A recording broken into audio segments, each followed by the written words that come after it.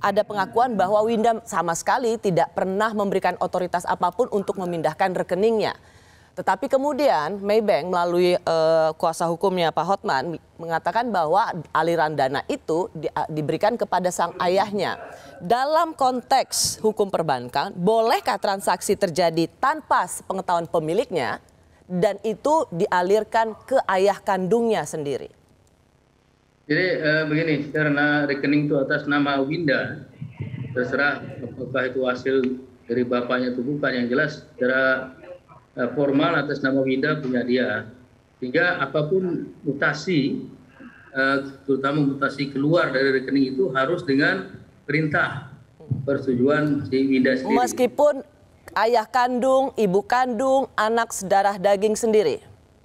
Ya nggak boleh, karena yang bisa melakukan transaksi terhadap rekening itu adalah pemilik rekening itu sendiri. Bahkan bank sendiri nggak boleh kalau nggak ada perintah nasabah, bank mendebet nggak bisa. Sehingga dalam hal ini penting sekali diketahui mutasi, terutama dana-dana keluar. Berapa yang keluar, berapa kali, siapa yang memerintahkan dana itu keluar, ditarik ya. Kemudian kalaupun ada yang masuk lagi, siapa yang memerintahkan masuk kemana. Nah ini penting kebenaran ini ya. Sehingga kalau dilihat secara normatif, secara formal, baik peraturan OJK mengenai perlindungan konsumen maupun kitab undang-undang hukum perdata ada di pasal 1367 ayat 3. Apa yang dilakukan oleh pegawai kita, bawahan kita, majikan dalam hal ini bank, dalam situasi yang normal dia harus bertanggung jawab. Dalam situasi yang normal dia harus bertanggung jawab. Apakah kasus Maybank ini situasi yang normal sehingga bank harus bertanggung jawab? Kalau tidak ada bukti bahwa Winda itu memerintahkan, diputar misalnya, dan itu ditarik hanya oleh si pimpinan cabang, walaupun atas perintah bapaknya misalnya, seharusnya ya Maybank tetap bertanggung jawab, karena pimpinan cabang itu tidak berwenang menarik uang tadi, bahkan menyimpan katakanlah buku tabungan yang disebut buku ataupun ATM, seharusnya dia menolak, karena semua bank itu nggak boleh terjadi. Saya mau ke Prof. Edi dulu, Prof. Edi, kan ada Pak Hotman Paris dalam konferensi persnya juga mengatakan bukan menuduh, tapi ada temuan di bank bahwa di Maybank bahwa aliran dana ini kepada ayah kandungnya sendiri. Makanya Maybank itu tidak mau membayar karena mau jelas dulu ini aliran dana kan ke keluarga sendiri. Pertanyaan saya adalah apakah ini bisa menjadi celah Maybank untuk tidak membayar uang Winda dan ibunya sebesar 22 miliar? Oke, terima kasih Mbak Rosi. Jadi kalau kita melihat dalam konteks undang-undang perbankan, yang pertama saya mau mengatakan bahwa tindak pidana perbankan itu adalah hukum pidana administrasi. Artinya apa? Artinya adalah hukum administrasi yang diberi sanksi pidana.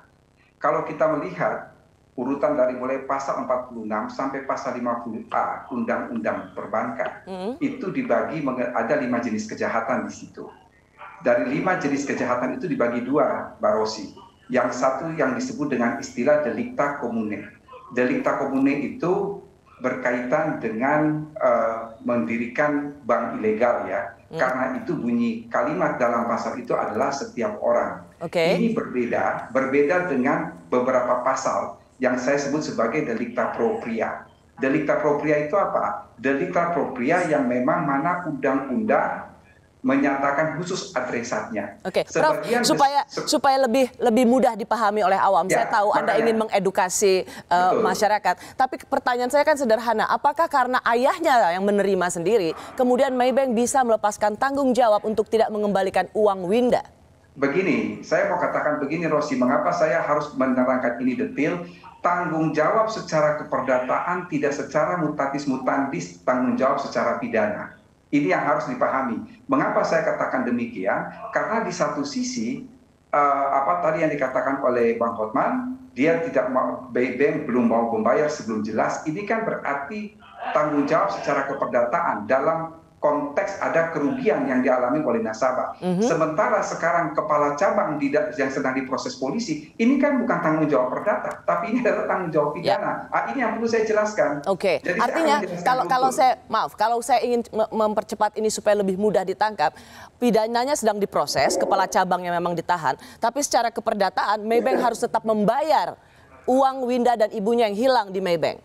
Ya, inilah yang mau saya katakan. Karena sebagian besar delik di dalam kejahatan perbankan itu adalah delik tapropriat. Adresatnya khusus. Adresat itu siapa? Yang bertanggung jawab itu adalah komisaris, direksi, pihak terafiliasi atau pegawai bank. Maka apabila terjadi kerugian, pada dasarnya itu adalah tanggung jawab dari bank. Kecuali, ini ada kecualinya, bisa dibuktikan sebaliknya. Jadi mungkin saya kebalikan dengan Bang Hotman. Kalau Bang Hotman, Maybank mau bayar, tetapi diperjelas dulu bagaimana tanggung jawabnya. Kalau saya dibalik, pada dasarnya ini adalah tanggung jawab bank untuk mengembalikan, kecuali bisa dibuktikan sebaliknya. Jadi kata-kata bisa dibuktikan sebaliknya ini yang sedang dikejar oleh Bang Hotman dari pihak Maybank.